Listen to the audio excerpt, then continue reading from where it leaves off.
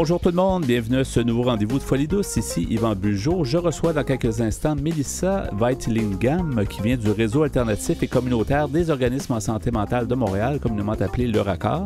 On a à l'espresso et à l'espresso allongé le sujet sur la violence conjugale. Notre invitée en début de deuxième demi est Lisa Marie Hontois qui vient nous parler de son projet Humain avant tout.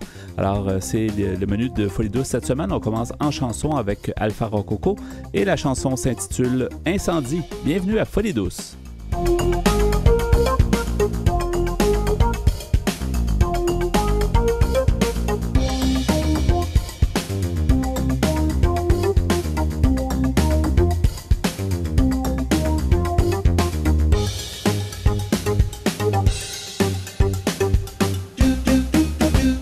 Vous êtes à l'écoute de Folie douce, l'émission qui vise à changer les perceptions négatives reliées au monde de la santé mentale. J'ai le plaisir d'accueillir notre invitée qui est du RACOR, Melissa Weitlingham. Bonjour, Melissa. Bonjour. Et je dirais juste une fois ton nom parce que c'est quand même assez difficile, d'origine indienne, que tu nous disais avant d'entrer en ondes.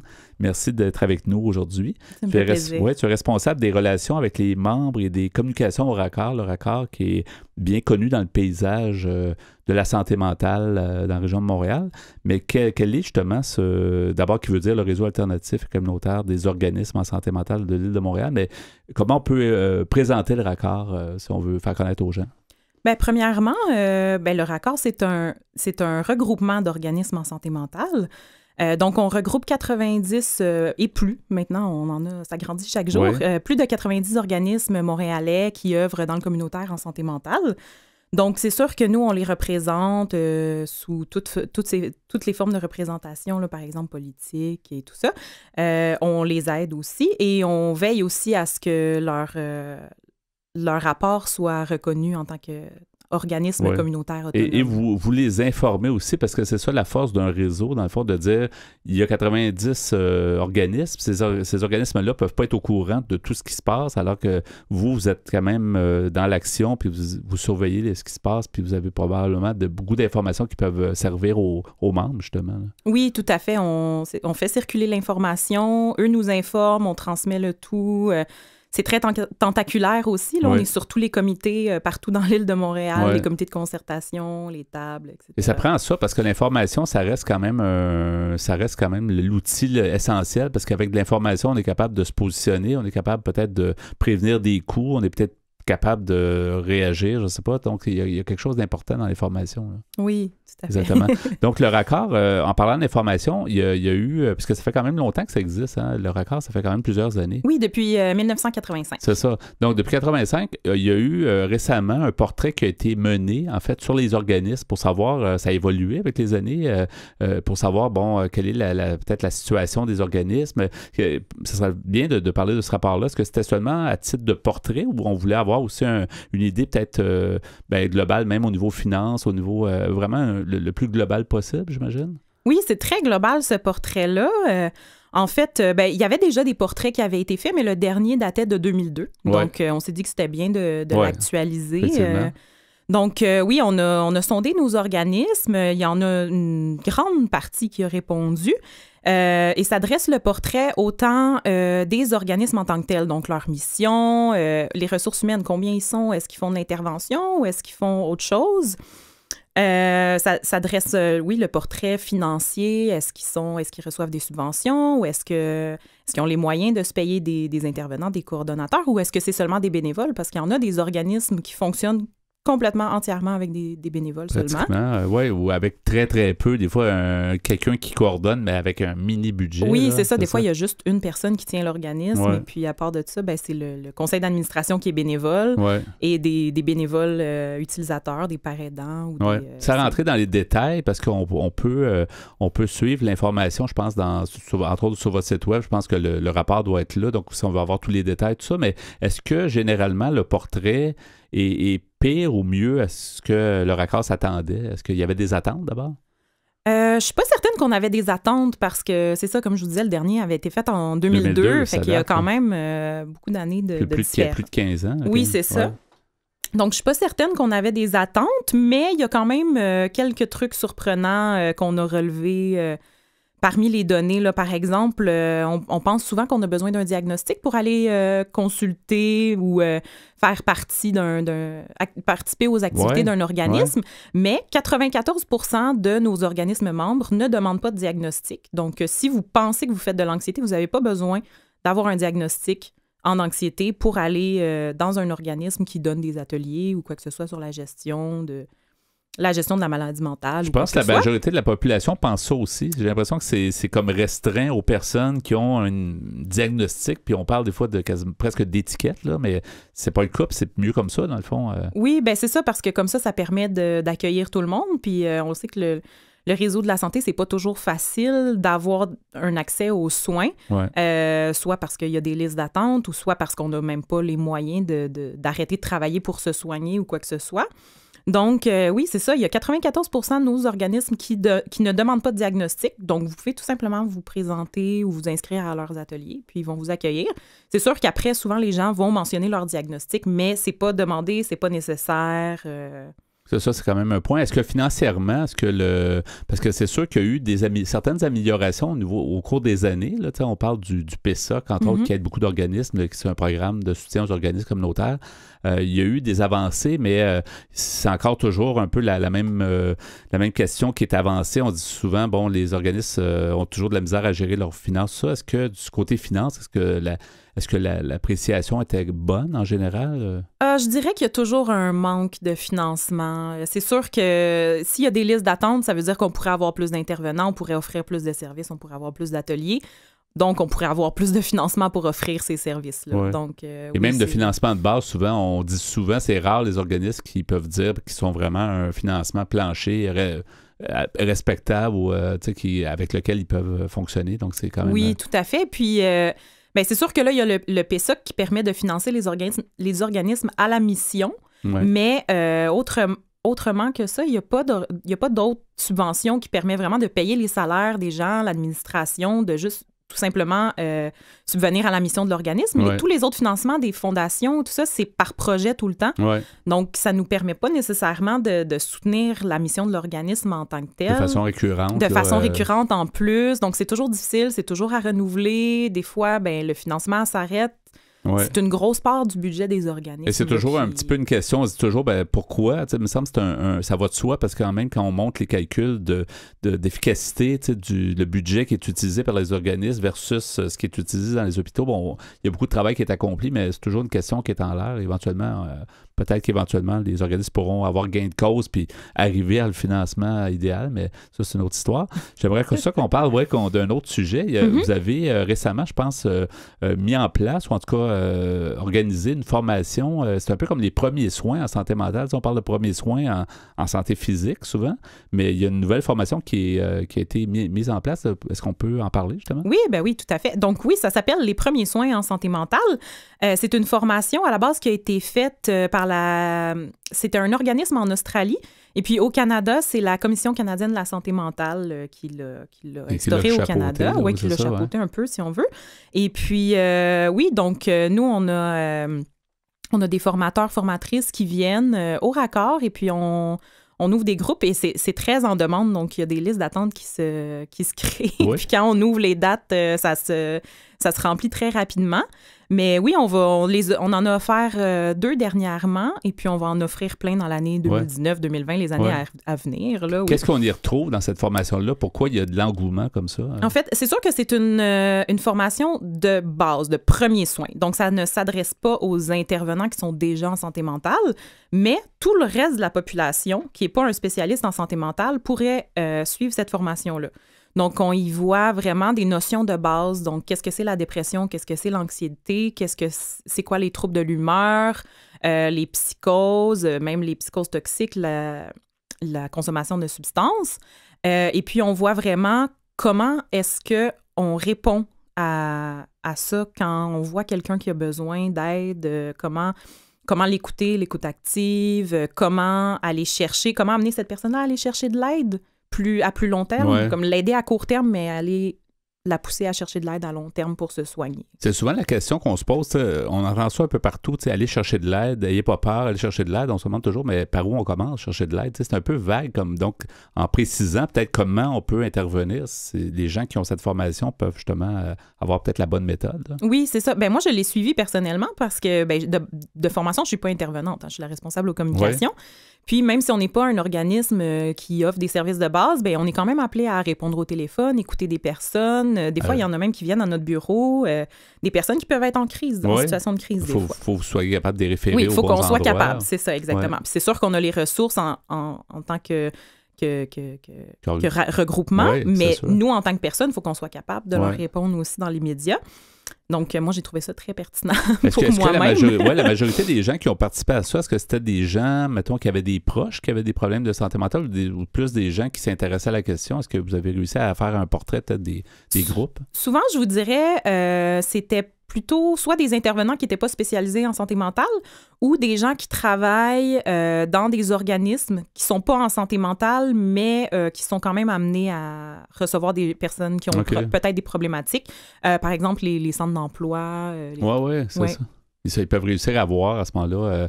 Et puis, ils veulent justement peut-être remédier. La journée que ça arrive, c'est peut-être pas tout le temps, mais justement, ces gens-là ont peut-être moins la facilité de régler les problématiques ou en tout cas d'aider les gens, effectivement. Là. Oui, c'est ça. Puis cette formation-là brise beaucoup les préjugés aussi. Donc, oui, c'est très important pour les gens qui sont dans leur contexte de travail, qui sont apportés à travailler avec des personnes qui ont des problématiques de santé mentale. Oui. Il nous reste environ 2 minutes, Mélissa. Oui. Je pense qu'il y avait d'autres sujets intéressants que tu voulais nous parler en rapport au RACOR. On va prendre un peu de temps. Oui, aussi, je voulais parler du COSME, qui est notre regroupement national québécois, regroupement en santé mentale, qui regroupe 10 régions, dont Montréal. Et puis, le COSME s'occupe, entre autres, de proposer 35 revendications, donc 35 propositions par rapport au plan d'action en santé mentale du gouvernement. Et puis, comme le plan d'action en santé mentale se termine en 2020 et qu'en plus, là, on a un changement de gouvernement, on est en train de renouveler les 35 propositions. Ouais. Donc, nous, ce qu'on fait très bientôt au RACOR, c'est qu'on va consulter nos membres sur les 35 propositions. Puis ça, quand ça va être fait, on va pouvoir rapporter nos commentaires, ce qu'on trouve qui manque dans les 35 propositions, etc. On va pouvoir ramener ça au regroupement national et puis mettre à jour ces 35 propositions-là pour ensuite fonder nos revendications Parce qu'on sait que ce plan d'action-là, on l'a attendu longtemps. Il y a eu une espèce de trou je pense, de 5 ans avant d'avoir le nouveau plan qui va se terminer. Ça passe tellement vite, 5 ans. Alors, j'imagine, on veut prendre les devants puis dire on veut pas encore avoir un trou de 5 ans avant d'avoir le prochain. Donc, exactement. C'est ça la clé. Le plan aide à avoir des directives. C'est pas toujours mis en application, mais je pense que... Oui, c'est ça. Ça a été très lent le mettre en... Oui, le plan a été écrit, mais après, le déployer. Le déployer, c'est quelque chose aussi. C'est des gros changements qui ne viennent pas en 5 ans. C'est très court. Hein, exactement. Pour des gros changements au niveau du gouvernement du Québec, à la grandeur du Québec, je veux dire, dans toutes les institutions. C'est comme de faire tourner un gros bateau. Là. Des fois, exactement. Ça prend du temps, ça prend de l'énergie. Fait qu'on essaie de prendre l'avance. On essaie qu'il n'y a pas d'autres trous, puis que là, cette fois-ci, ça soit la bonne pour qu'il soit bien déployé. Oui, Mélissa, j'aimerais ça qu'on mentionne aussi, parce que tantôt on parlait du portrait que vous avez pu développer justement sur la santé des organismes qui font partie du RACOR. Oui. Les gens peuvent le trouver sur votre site web. Est-ce qu'on peut donner justement l'adresse du site web? Oui, notre site web, c'est le racorsm.org, donc RACOR, R-A-C-O-R, SM comme santé mentale, .org. Et par téléphone, on peut vous rejoindre aussi, j'imagine? Oui, au 514-847-0787. 514-847-0787. Bien, merci beaucoup d'avoir été des nôtres, Mélissa Vatillingam. Bien, ça me fait plaisir. Alors, du RACOR, et puis à la prochaine. Bonne continuation. Oui, merci. Au revoir. Vous avez des commentaires, des questions ou des idées pour Folie douce? Laissez-nous un message sur notre boîte vocale au 514-990-9604. 514-990-9604. C'est maintenant le bloc Espresso. Bonjour Pierre Laporte. Salut Yvan. Bonjour Ghislain Malo. Bonjour. On parle aujourd'hui d'un sujet qui est très fréquent, assez fréquent quand même, qui n'est pas facile, la violence conjugale. Oui, un sujet dont on a déjà parlé et dont on reparlera probablement. Oui, c'est sûr. Parce que tu dis c'est quelque chose de récurrent. Oui, absolument. Malheureusement, un sujet qui va probablement jusqu'à la fin des temps. Peut-être. On espère que non, mais on verra. Alors, c'est un article écrit par Mme Juliette Deborde, qui est journaliste française au journal Libération. En fait, c'est le cas de Lorena Bobbitt qui avait fait beaucoup jaser dans les années 90, qui revient sur le tapis, si on veut. C'est pas une légende urbaine, c'est arrivé pour vrai. Oui. Là. Alors, c'est vraiment quelqu'un qui s'est fait couper la masculinité. Oui, on parle de le mari, oui. Alors, on nous dit une série documentaire sortie en février 2019 aborde la question de la violence conjugale aux États-Unis à travers le cas de Lorena Bobbitt, femme violée et battue, surmédiatisée au début des années 90 après avoir émasculé son mari. C'est une histoire qui débute comme un rêve américain.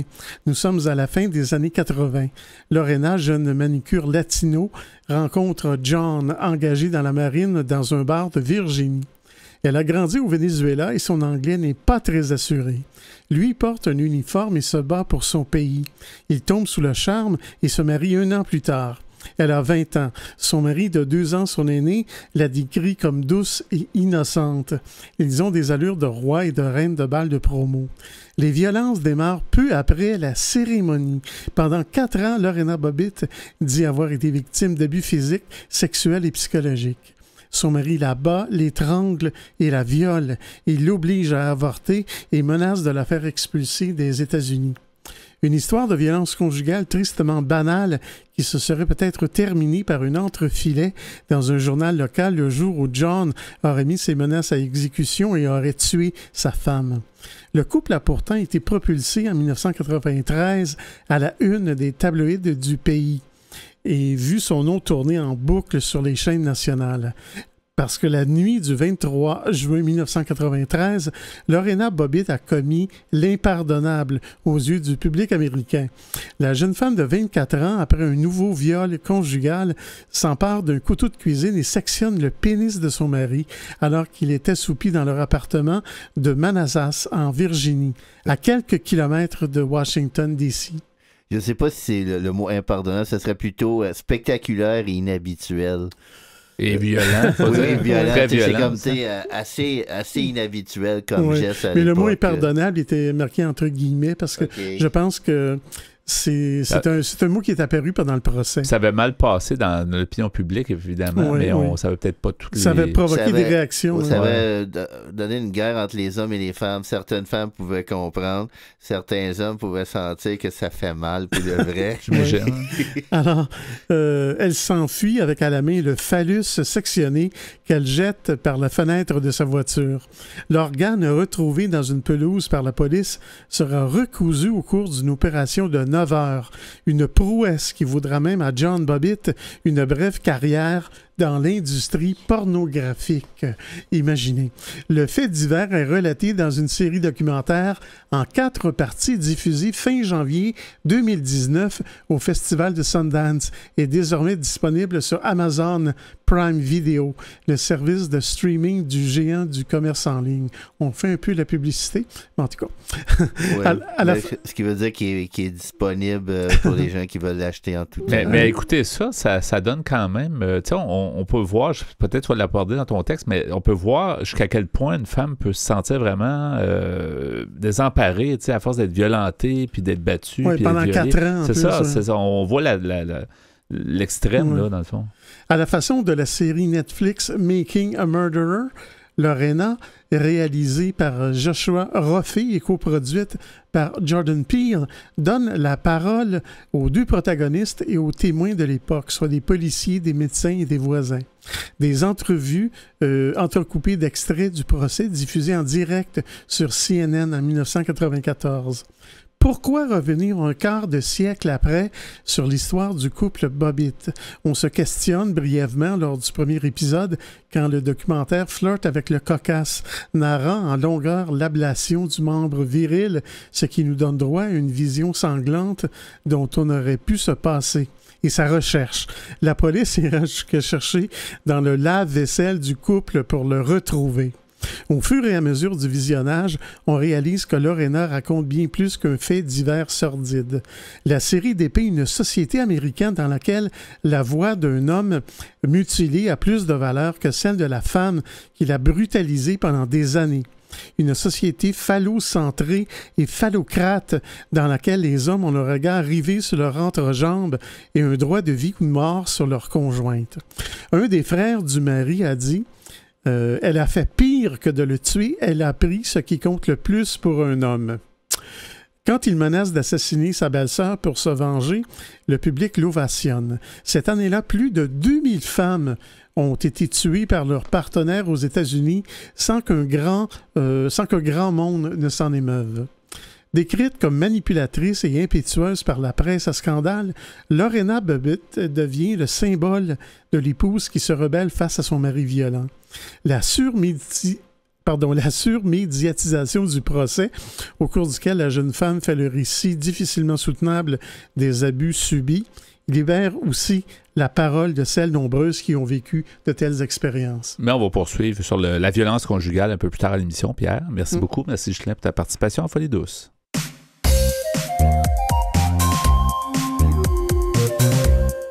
À venir dans l'émission Folie douce, notre invitée est Lisa Marie Ontoy qui nous présente son projet Humain avant tout. À l'Espresso allongé, nous poursuivons avec le sujet sur la violence conjugale. Vous entendrez aussi en chanson Tout va bien de Orelsan et Au courage de Tony Melville. Vous voulez échanger avec nous, vous désirez participer à Folie douce, notre site web est antenne.qc.ca. Utilisateur de Facebook, YouTube, Instagram et Twitter, cherchez Folie douce radio pour nous trouver ou téléphonez-nous au 514-990-9604. Vous écoutez Folie douce, l'émission hebdomadaire qui démystifie les problématiques de santé mentale depuis plus de 25 ans. De retour au micro dans quelques instants.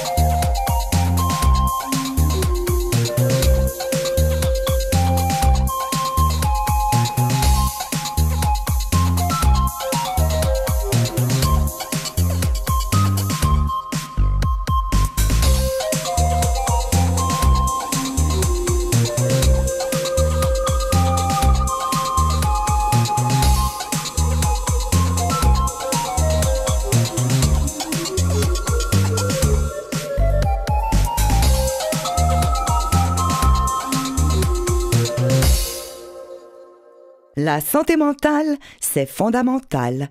Vous êtes au bon endroit, à Folie douce. J'accueille mon invité qui est Lisa Marie Ontoy. Bonjour Lisa Marie. Bonjour. Bonjour, bienvenue à l'émission Folie douce. Vous êtes étudiante au doctorat en psychologie à l'Université de Montréal et vous avez fondé ce qu'on va discuter aujourd'hui, donc Humain avant tout. On veut tout savoir, c'est quelque chose de récent, mais le titre est accrocheur. Donc, qu'est-ce que c'est Humain avant tout? Humain avant tout, c'est un projet qui vise à normaliser la souffrance psychologique puis à lutter contre la stigmatisation de la maladie mentale et aussi à orienter les gens vers des ressources d'aide psychologique. OK. Donc, c'est un ajout à ce qui peut déjà exister? Parce qu'on parle de plus en plus de santé mentale, de soutien. C'est encore le parent pauvre de la santé, mais il y a beaucoup plus d'initiatives ou d'efforts qui sont faits là, comparativement aux années précédentes. Mais qu'est-ce que ça apporte peut-être de plus? Oui, en fait, c'est une bonne question. Je pense que toutes les initiatives actuelles sont louables, puis c'est important qu'on travaille tous justement ensemble pour faire avancer la cause. Mais moi, ce que j'avais remarqué dans les dernières années, c'est qu'il n'y avait pas une initiative qui proposait de parler santé mentale à toutes les semaines. Je trouvais souvent qu'il y avait certains mouvements, initiatives qui parlaient de santé mentale de manière plus ponctuelle. Puis ensuite, j'avais l'impression que ça tombait un petit peu dans l'oubli. Donc, l'idée d'Humain avant tout, c'est vraiment de parler de santé mentale de manière plus continue dans le temps pour sensibiliser les gens. Et c'est actuellement un environnement dans Facebook qui permet aux gens de discuter, d'échanger, Mais c'est un groupe, j'imagine que ça rassemble des gens qui ont les mêmes besoins, d'une certaine façon. Oui, exactement. Donc, mais avant tout, on est sur Facebook et sur Instagram. Donc, c'est une page Facebook, n'importe qui peut s'abonner ou peut aimer la page.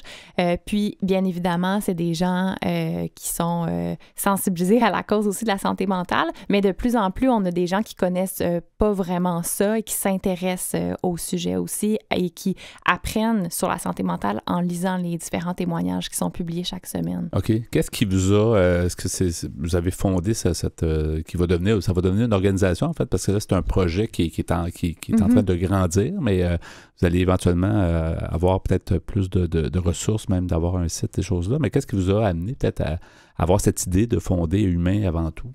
Oui, bien en fait, à la base, moi, j'ai été confrontée à des problèmes d'anxiété au début de l'âge adulte, aussi pendant l'adolescence, puis je ressentais un sentiment de solitude important.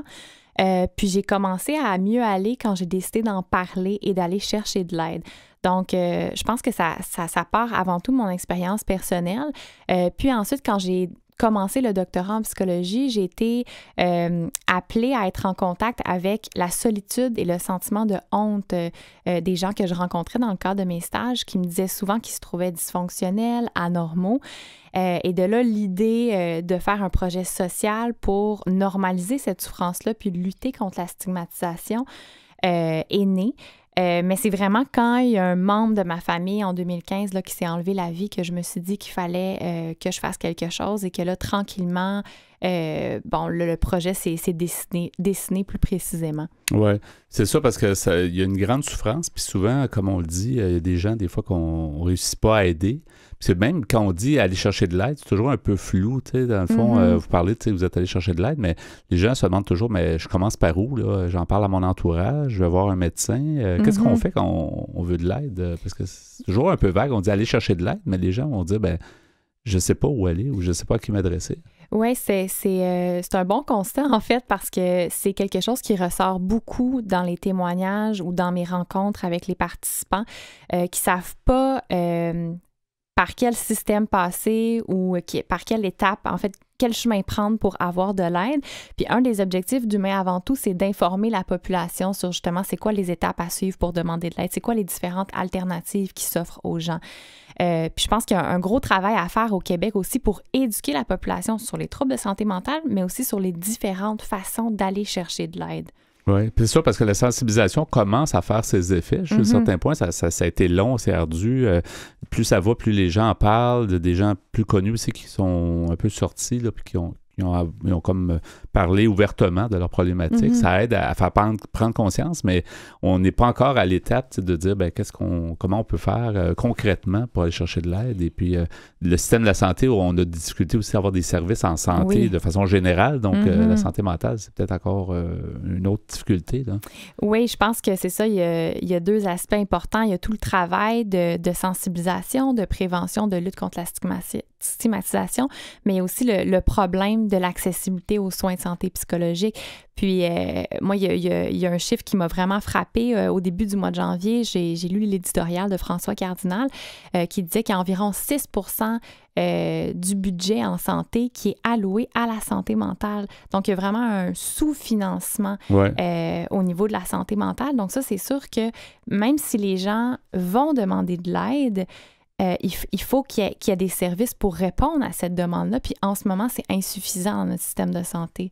Et on sait que le milieu, toutes les alternatives ou le milieu communautaire aussi a souvent aidé, tu sais, le milieu de la santé, mais ce milieu-là aussi a beaucoup de difficultés. Donc, que ce soit au niveau, parce que dans le fond, on parle d'alternatives, souvent c'est ça qui est peut-être la solution la plus accessible, parce que les gens n'ont pas nécessairement l'accès à la médecine régulière. Là. Donc, l'alternative devrait être encouragée aussi. Même votre projet, c'est une alternative. D'une certaine façon, ça vient jouer un rôle pour justement éduquer la population puis peut-être aider quelqu'un à passer à l'action, d'aller chercher de l'aide, d'améliorer sa santé.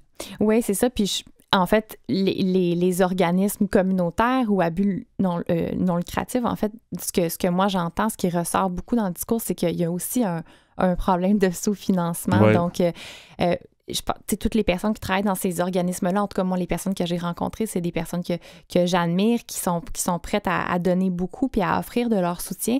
Mais encore là, il faut des sous parce qu'on peut pas passer notre vie à aider les autres sur une base bénévole parce que ces intervenants-là doivent aussi subvenir à leurs besoins. Donc, je pense que, tu sais, à ce niveau-là, il doit vraiment y avoir une volonté politique de faire de la santé mentale une priorité. Là. Oui. Dans le groupe Facebook qui est là depuis, je pense, l'été 2018, que vous avez mis en place l'environnement Facebook de Humain avant tout, comment ça se passe? Qu'est-ce qu'il y a comme échange? Qu'est-ce que vous êtes un peu l'observatrice? Vous avez vu naître et puis là, ça évolue. Alors, qu'est-ce qui se passe, en fait? En fait, moi, ce que je fais, c'est qu'à chaque semaine, je publie un témoignage ou deux. Là, ces temps-ci, je publie seulement un témoignage parce que je suis très occupée d'une personne qui a un problème de santé mentale ou qui a traversé une épreuve de vie difficile. Fait que ça peut être un deuil, un cancer, un accident. Et ensuite, les gens sont invités à commenter. Et souvent, ce que je vois, c'est en fait, j'ai l'impression à travers les commentaires qu'il se crée un mouvement d'empathie et de compassion. Donc, les gens, ils vont souvent dire « Wow, je savais même pas que tu passais à travers cette épreuve-là. Avoir su, j'aurais été là pour toi. » Ou il y a d'autres personnes qui ne connaissent pas la personne qui est sur la photo et qui va dire, par exemple, « ça me donne vraiment espoir ce que tu dis parce que moi, je suis en plein dans ma dépression. Puis de savoir que toi, tu as réussi à surmonter cette épreuve-là, ça me donne vraiment espoir. » Donc, je pense que ça crée à la fois un mouvement d'empathie, de compassion, mais ça peut aussi donner espoir à des personnes qui souffrent dans le moment où ils sont appelés à lire les témoignages. Là. Et qui n'osent pas nécessairement soit en parler, mais ça peut devenir un déclic. Ils vont lire ça, ton histoire ressemble à la mienne, ou il y a quelque chose qui se passe, il y a quelque chose qui allume, il y a quelque chose qui donne le goût peut-être d'aller plus loin, de s'aider. Là, Oui, exactement. Puis je pense que ça brise l'isolement, puis ça peut peut-être briser le sentiment de honte, puis on sait en psychologie que quand le sentiment de honte est moins important, les gens sont appelés à aller chercher de l'aide. Quand le sentiment d'isolement aussi est moins important, les gens sont aussi amenés à aller chercher de l'aide.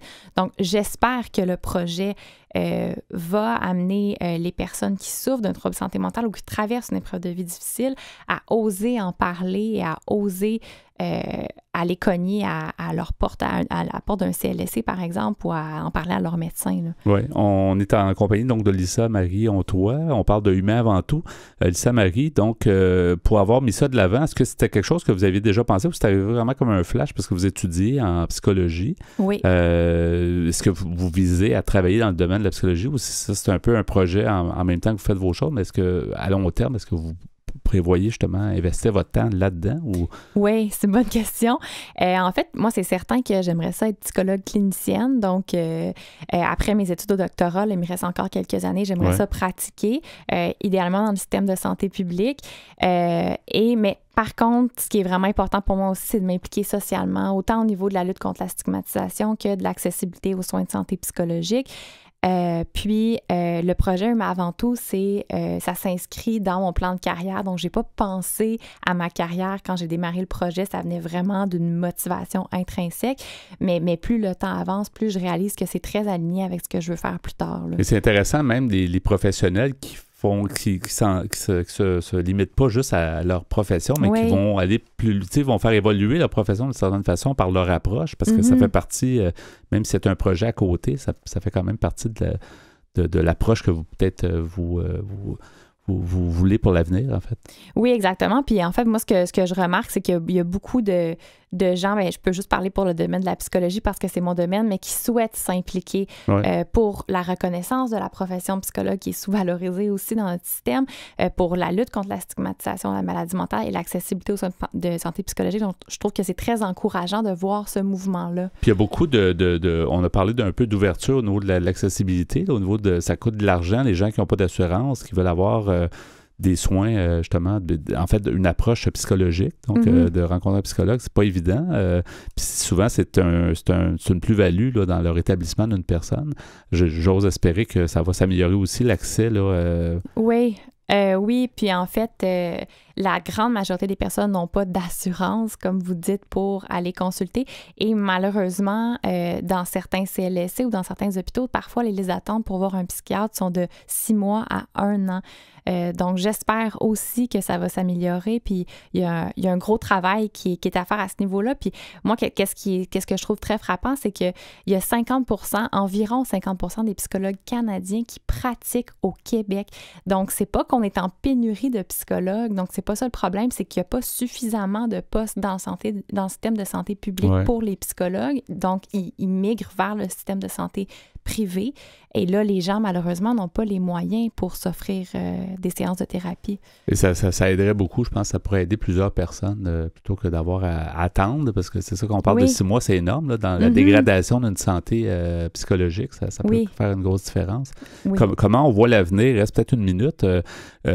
Qu'est-ce qu'on doit faire justement pour déstigmatiser? Puis j'imagine que c'est d'en parler, de faire des efforts en ce sens-là. Oui, exactement. Je pense de ne pas oser...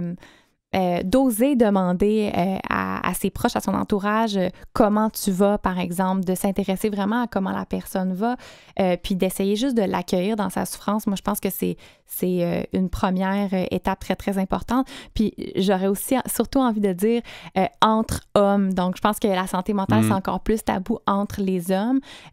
Donc, tu sais ça, de pas avoir peur de tendre la main ou de tendre l'oreille, en fait. Tendre l'oreille, oui, c'est ça. Ou la main, peu importe. Mais juste de montrer qu'on est là pour les autres puis qu'on est prêt à les écouter. De ne pas juger, effectivement. Oui, exactement. En terminant, comment on peut trouver, j'imagine on fait une recherche dans Facebook, si on cherche Humain avant tout, c'est peut-être la meilleure façon pour vous trouver? Oui, exactement. Donc, dans Facebook, une recherche Humain avant tout, puis dans les prochains mois, Humain avant tout va avoir son site web aussi.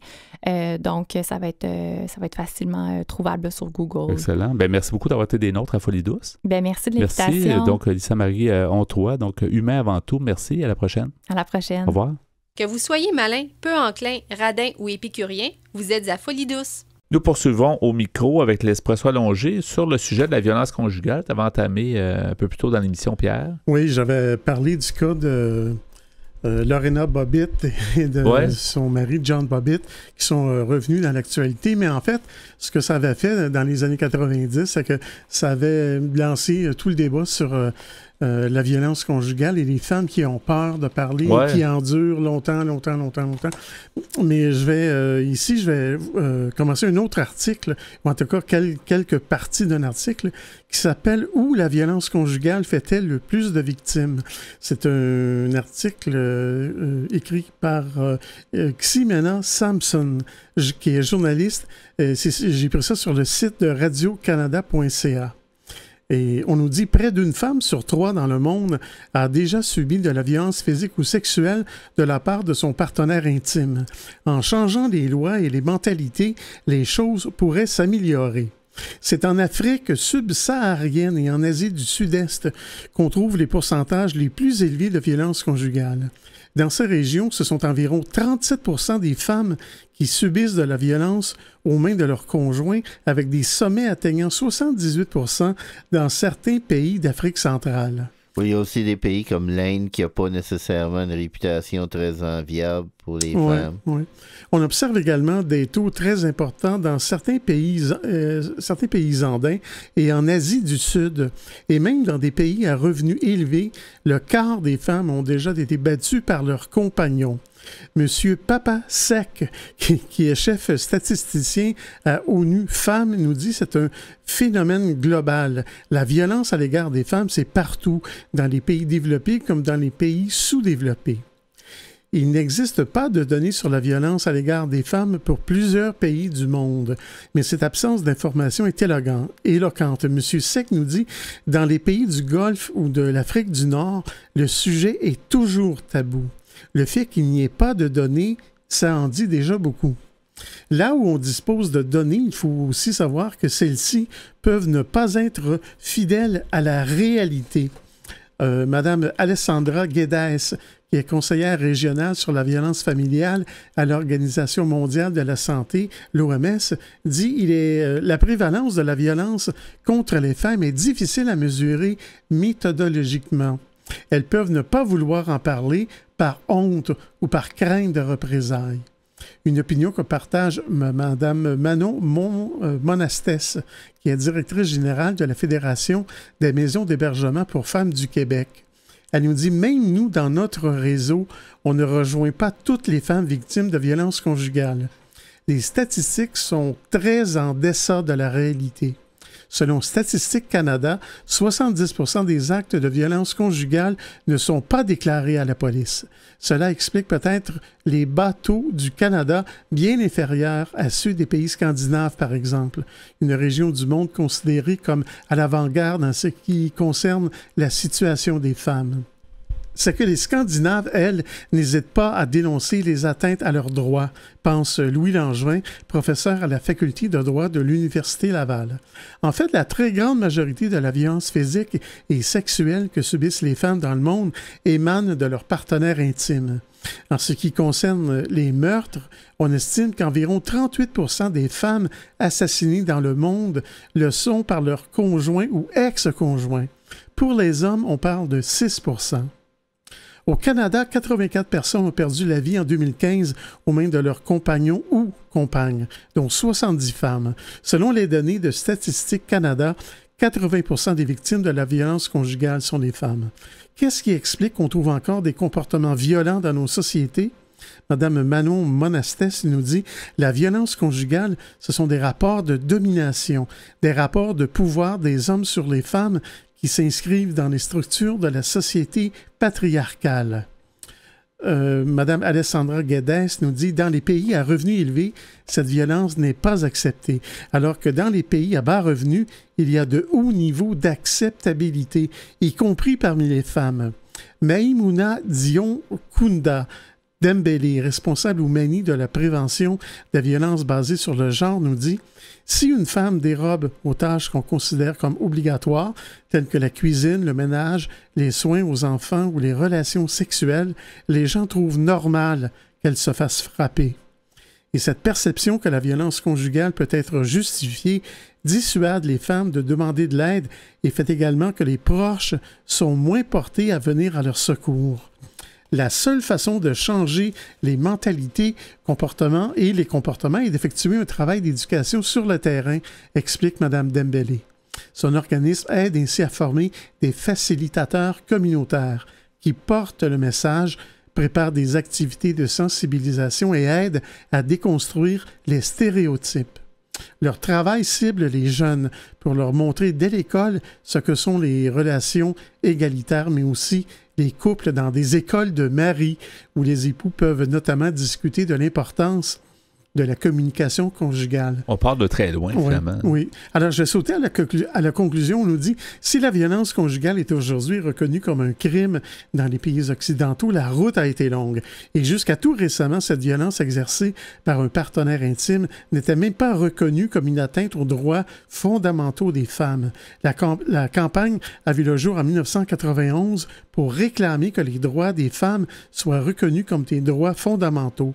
Cette reconnaissance est maintenant obtenue, mais d'autres combats restent à mener. Oui, bien merci beaucoup. Sujet donc pas facile, mais c'est bien d'en parler, la violence conjugale. Merci Ghislain également pour ta participation à Folie douce. Vous aimeriez réentendre nos émissions, entrevues et chroniques via YouTube? Pas de problème. Pour y accéder, visitez notre site web antenne.qc.ca, antenne.qc.ca.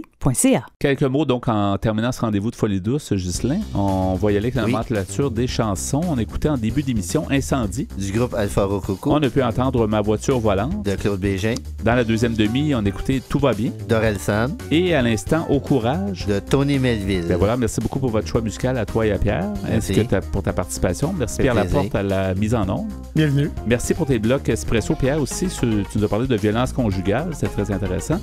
Je remercie notre invité en début d'émission, donc du Raccord, Mélissa Weitzelingam, qui nous a parlé de ce que fait le Raccord et des projets qu'ils ont. C'est très intéressant aussi.